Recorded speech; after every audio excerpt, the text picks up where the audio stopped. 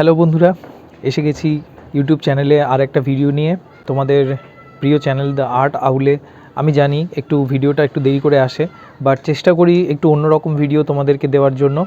তো এখানে বলে রাখি যে তোমরা সবাই জানো যে আমি বিনাপানি আর্ট স্কুল আমি রান করি, সেটা আমি চালাই। এবং এই স্কুল 2012-তে আমি এস্টাবলিশ করেছি এবং সেখান থেকে আজকে 2025-এ দাঁড়িয়ে আমরা বহু বছর পেরিয়ে এসেছি। এবং প্রথম থেকেই আমার একটা ইচ্ছা ছিল যে একটা এক্সিবিশন করব, আমার স্টুডেন্টদেরকে নিয়ে একটা এক্সিবিশন করব যেখানে শুধুমাত্র স্টুডেন্টদের কাজই থাকবে। কেননা আমার মনে হয় যে এক্সিবিশনটা এমন একটা জিনিস যেখানে স্টুডেন্টরা নিজেদের কাজ দেখালে তাদের একটা যে কনফিডেন্স তৈরি হয়, সেই কনফিডেন্সটার থেকে কাজের আরও উৎসাহ পায়। তো সেই কারণেই আমি ভেবেছিলাম যে একটা এক্সিবিশন প্রথম থেকেই করব। এই এক্সিবিশনটা করার পেছনে অনেক পরিশ্রম আছে, অনেক কিছু করে আমরা এই এক্সিবিশনটাকে দাঁড় করিয়েছি। সেখানে আমার প্রত্যেকটা স্টুডেন্টের পরিশ্রম, তাদের ডেডিকেশন অত্যন্তভাবে প্রাধান্য রাখে। স্টুডেন্টদের এক্সিবিশনটা কেন দরকার, তার কারণ হচ্ছে যে তুমি যদি বাড়িতে শুধু ছবি আঁকো বা টিচারের কাছে শুধু ছবি আঁকো, ছবিটা তোমার খাতার মধ্যেই থেকে যাচ্ছে। সেটা যতক্ষণ না পর্যন্ত ফ্রেম হয়ে কোনো গ্যালারিতে হোক বা কোনো একটা জায়গায় যেখানে একটা সুন্দরভাবে সাজিয়ে অ্যাস্থেটিক্যালি নান্দনিকভাবে সেটাকে তুমি রিপ্রেজেন্ট করছো, বা কোন পেন্টিংয়ের পাশে কোন পেন্টিংকে রাখলে ডিসপ্লে করলে সেটা ঠিক দেখায়, এই জিনিসগুলো জানা। প্রদর্শনী করা মানে শুধুমাত্র পেন্টিং নিয়ে গেলাম এবং সেখানে এক্সিবিশনে দিয়ে দিলাম, হ্যাং হলো, ছবিটা 10টা লোক দেখলো, শুধু সেইটা নয়। একটা পেন্টিং যখন আমি এক্সিবিশনে দিচ্ছি, এক্সিবিশনে দেওয়ার সময় পেন্টিংটার ফ্রেমিং থেকে শুরু করে তার মাউন্ট করানো, মাউন্টের কালার থেকে শুরু করে মাউন্টের সাইজ থেকে শুরু করে সব কিছু ডিপেন্ড করে। তো এই জিনিসগুলোই আমি স্টুডেন্টদেরকে শেখানোর জন্য এক্সিবিশনটাকে আরও বেশি করে করতে চেয়েছিলাম। এবং তার প্রথম স্টেপ ছিল একটা জায়গা খুঁজে পাওয়া এক্সিবিশনের, বিকজ আমি থাকি গড়িয়া স্টেশন অঞ্চলে। তো সেখানে গ্যালারির মতন কোনো স্পেস পাওয়া খুবই কঠিন, খুবই কষ্টসাধ্য। আমরা অনেক কষ্টে আমাদের গড়িয়া স্টেশনের কাছে নবগ্রাম যুব সংঘ ক্লাবটি আমরা ভাড়া নিয়েছিলাম 2 দিনের জন্য। নবগ্রাম যুব সংঘকে প্রথমত অসংখ্য ধন্যবাদ আমাদের এই কাজে সাপোর্ট করার জন্য, আমাদেরকে এই জায়গাটা প্রোভাইড করার জন্য। আমরা প্রথমে এই ক্লাবটা আমরা বুক করি এবং সেখানে আমরা মেম্বারদের সাথে কথা বলি, ব্যানার তৈরি করি, খুব সুন্দরভাবে আমরা সেটাকে রিপ্রেজেন্ট করার চেষ্টা করি যতটা সম্ভব। আমাদের প্রথম এক্সিবিশন ছিল, তো আশা করি তোমাদের ভালো লাগবে। দেখে নেওয়া যাক আমাদের এক্সিবিশনটা কীরকম ছিল।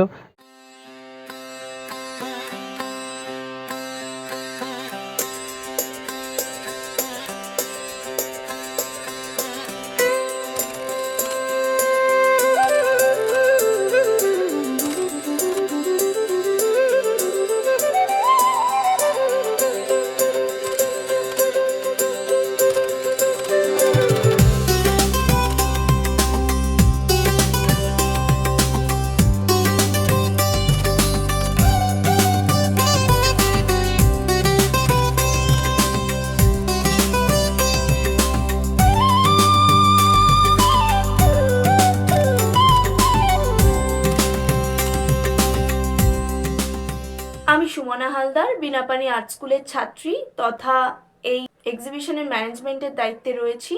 এই এক্সিবিশনে আমি golden temple, the essence of Rajasthan এবং চোখের বালির ফিল্ম পোস্টার ছাড়াও আরও অনেক রকম পেইন্টিংস এবং হ্যান্ডক্রাফটের জিনিসপত্র রেখেছিলাম। ছবি সিলেক্ট করা, তার ফ্রেম করানো এবং তার প্রপার লেভেলিং করে ভেনিউতে নিয়ে গিয়ে সঠিকভাবে ছবি টাঙানো, এগুলো সবই আমরা স্টুডেন্টরা নিজেদের হাতে করেছি। এছাড়াও ভেনিউটাকে যাতে আর্ট এক্সিবিশনের উপযোগী করে তোলা যায় তার জন্য আমরা তার এন্ট্রান্সে একটা বড় আলপনা দিয়েছি।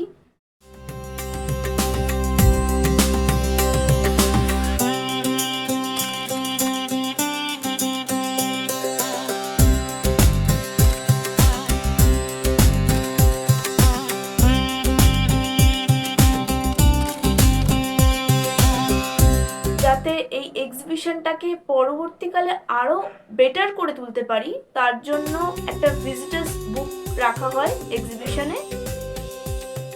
আমার নাম রাকিবুল, আমি বিনাপানি আর্ট স্কুলের স্টুডেন্ট। আমাদের স্কুল থেকে একটা এক্সিবিশনের আয়োজন করা হয়েছে, আমি সেখানে পার্টিসিপেট করেছি।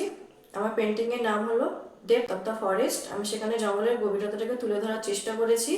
রিয়েলিস্টিক করার চেষ্টা করেছি। আমার সাথে আরও সহপাঠীরা তাতে পার্টিসিপেট করেছে, তাদের ড্রয়িং দেখে আমি আরও ইন্সপায়ার হয়েছি।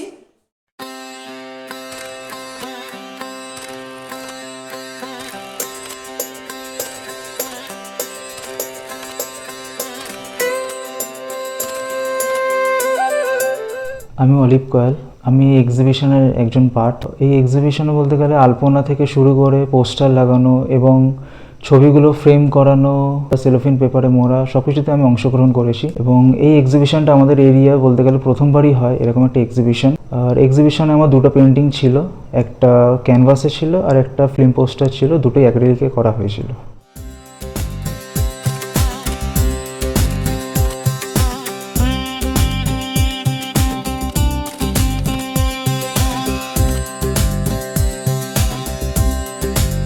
আমি পিউ, আমি বিনাপানি আর্ট স্কুল থেকে বলছি।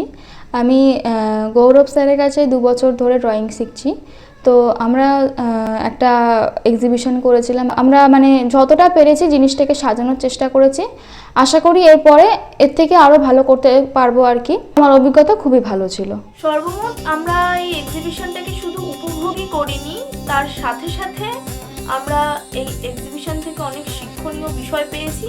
তোমরা কমেন্টে জানাও আরও কী কী ইমপ্রুভ করা যেত এবং কী কী ইমপ্রুভ করলে আরও ভালো হতে পারে, এবং তোমাদের কার আর্টওয়ার্ক ভালো লাগলো সেটাও জানিও।